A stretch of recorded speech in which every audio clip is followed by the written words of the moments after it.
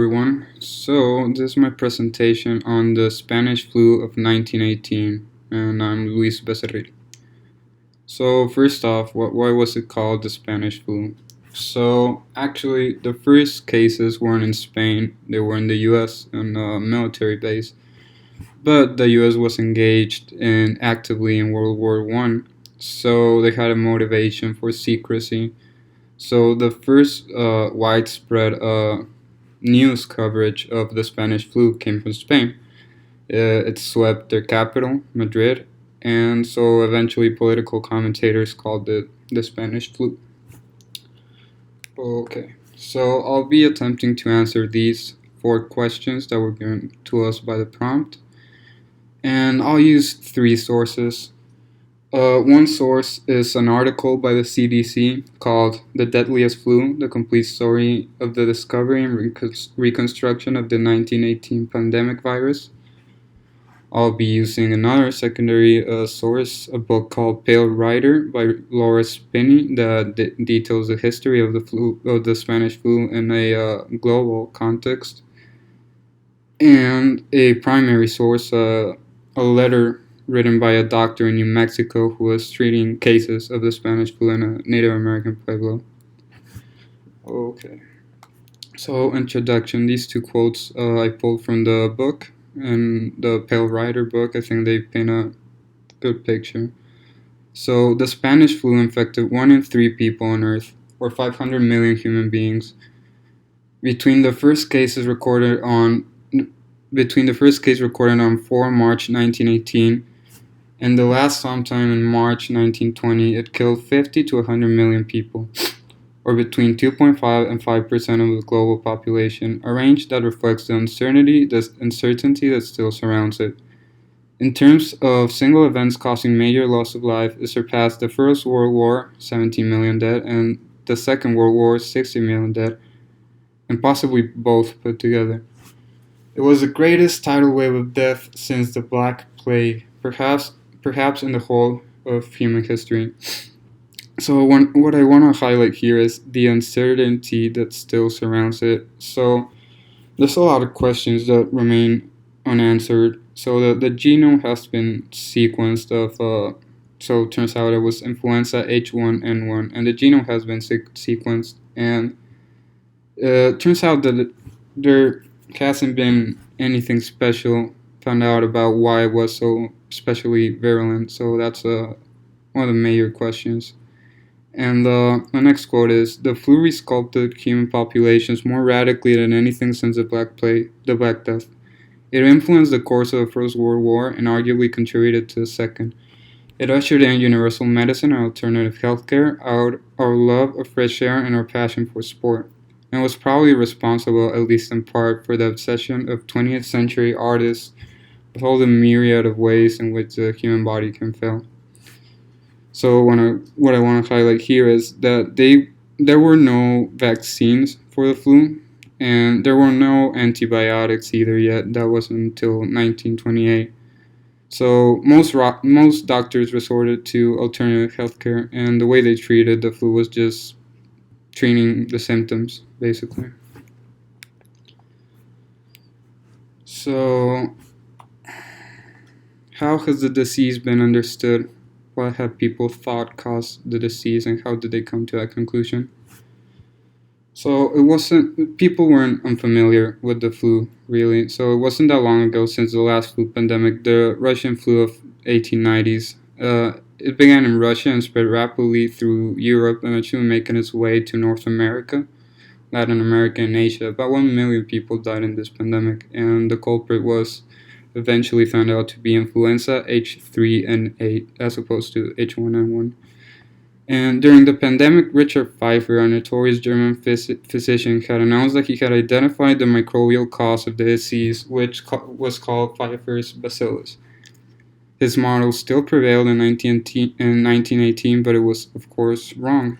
So this posed a major problem for the Spanish flu, since the actual microbial cause wasn't, they weren't right about it. This is what most doctors thought. So it was particularly hard to actually make a vaccine. And where did they believe it come from? It came from. So there's many hypotheses. The most popular is that it came from China, somewhere around 1917, when 140,000 Chinese laborers were recruited by the French and British governments to perform manual labor to free up troops for wartime duty. So, has there been any change in the way that the disease has been defined? Have different symptoms been attributed to the disease? Okay, so what were the symptoms? Severe fatigue, headaches, fever, persistent cough, chills, muscle aches. So this is all common with the flu, but in the case of Spanish flu, in the worst cases, severe secondary infections of pneumonia developed. So this is what would kill most people, the eventual development into pneumonia. So for decades, the 1918 virus was lost to history, a relic of time when the understanding of infectious pathogens and the tools to study them were still in their infancy. Following the 1918 pandemic, generations of scientists and public health experts were left only with their epidemiological evidence of the 1918 pandemic's virus lethality and the deleterious impact it had on global populations. A small oceanside village in Alaska called Breivik Mission would become both testament to this deadly legacy as well as crucial to the 1918 virus' eventual discovery. So the reason I mentioned Breivik Mission is because in the first months of the pandemic, this small village was infected. 80 adults lived in the village. In a span of 5 days, that was reduced to 2 adults. So this is where the story of a microbiologist called Johan Holten, a 25-year-old microbiologist from the University of Iowa, comes in. So he thought that he could recover DNA samples from these victims. He was the first to attempt it. So in 1951, he went to a village, excavated the remains, and brought back a sample. So the technological limitations proved to be a problem. The sample didn't survive. So it wasn't until 46 years later, in 1997, that he had another chance of getting a sample, this time at 72 years of age. So this time he was successful, and he sent the samples to a doctor called Jeffrey Taubenberger. He had actually sequenced part of the DNA, and he was the one that identified the disease as influenza H1N1. And eventually, these samples were proven to be the most useful. So this 1997. In the span of the next 20 years, enough studies were made that the full genome was sequenced, and we learned a lot about the flu as a disease, but still questions weren't answered. We didn't know what made this strain of the disease any more virulent than others. So this is Johan Holten right here to the left at 25 years of age. First time he got the samples and failed. And to the right is Dr. Taubenberger, and Johan Holten at 72 years of age, the time that he recovered the samples and was successful. So, how has the disease been treated by the medical community? What treatments have doctors prescribed, and has this changed in other way over time? So, I'll be answering this from the perspective of 1918 for now. So, this is a letter by the doctor I mentioned in New Mexico, treating Native American victims of the disease. So this first page isn't very important. I'll fast forward to the second page. So the beginning of the flu is prostration, with headaches, coryza, more or less running of the nose, but is less marked by the great prostration. But is marked by great prostration, which is fatigue. The patients, in the case of Indians, literally falling to the floor. You would enter a placido and find all the inmates recoiling on their mattresses with their backs against the wall, with heart-racking coughs, some sneezing, the children running at the nose, the temperature ranging from 102 to 105, the customary temperature being 103.5. These patients passed in about 5 days to what was apparently a normal condition if they had remained within doors properly cared for.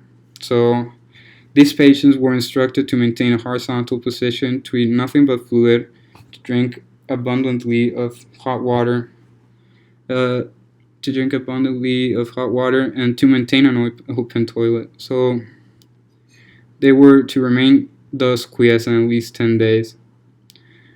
I have very little trouble to get the Indians to follow out my instructions where the death rate have begun. The death rate begins immediately upon the advent of pneumonia. So, yeah. The next part that I thought was interesting was the doctor says the average duration of the epidemic of influenza is 6 weeks, 2 weeks for the flu, 1 week for the sequelae and deaths, and 3 weeks for the convalescence.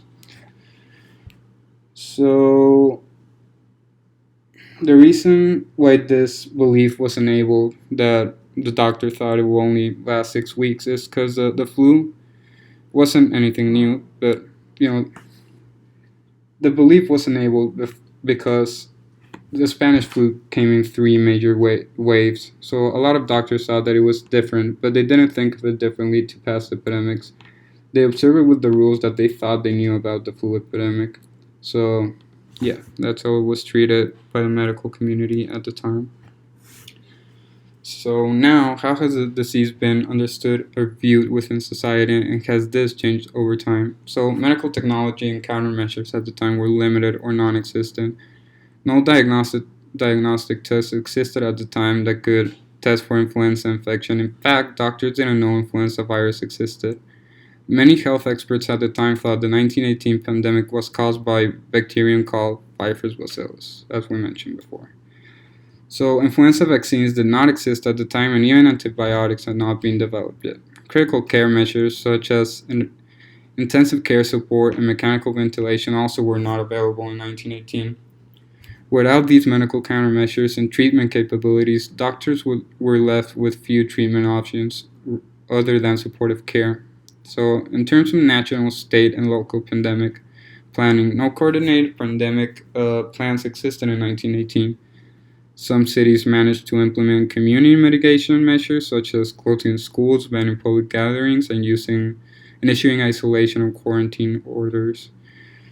So this is all to say basically that the Spanish flu caught the world by surprise, and there wasn't really any way to treat it other than just trying to treat the symptoms and just supportive care and quarantine, basically. One of the sociological reasons that it may have been more virulent or more widespread is that in 1918 the world was still engaged in World War I. Movement and mobilization of troops placed large numbers of people in close contact, and living spaces were overcrowded. Health services were limited, and up to 30% of U.S. physicians were deployed to military service. So, since 1918, the world has experienced three additional pandemics: 1957, 1968, and the more recent one in 2019. The 1957 H2N2 pandemic and the 1968 H3N2 pandemic each resulted in an estimated 1 million global deaths, while the 2009 H1N1 pandemic resulted in fewer than 0.3 million deaths in the first year. So, yeah, that's to say that the world is way more ready for pandemics.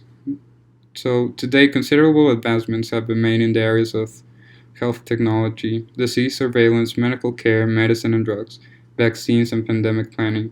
Flu vaccines are now produced and updated yearly, and yearly vaccination is recommended for everyone 6 months of age and older.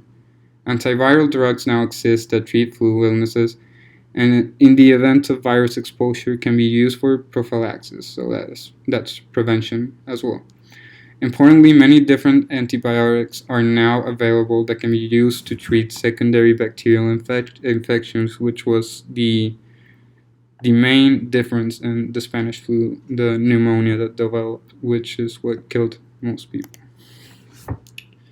So yeah, that's my presentation on the Spanish flu, and these are my sources. Thanks for listening.